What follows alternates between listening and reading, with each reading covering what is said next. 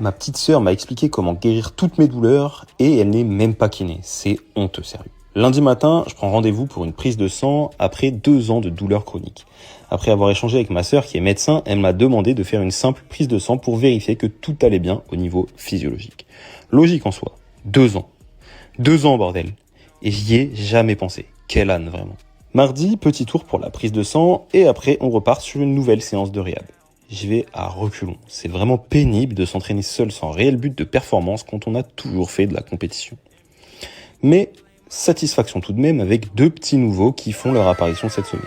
Le flutter kick et les front rack reverse lunge avec pause. Un enfer pour le cardio quand on les combine.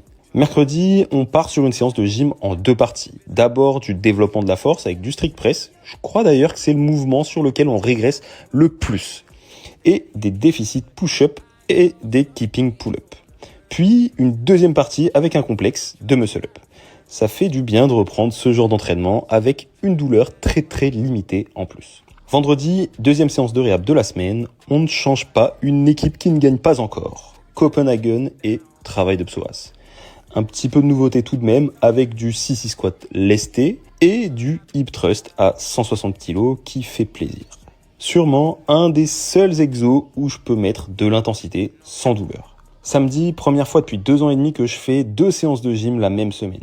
Je suis mitigé entre le plaisir de refaire des muscle-up et le pouvoir de mémoire du corps humain sur ce genre de mouvement et la réalité de mon niveau catastrophique en force et en gainage.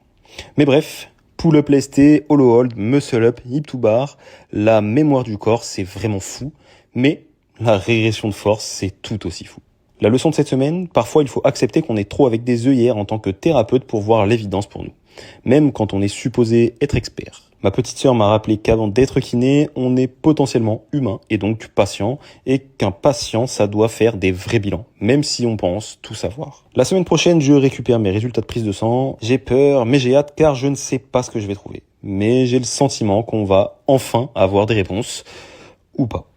Alors, abonne-toi pour connaître la suite, parce que cette histoire devient de plus en plus intéressante.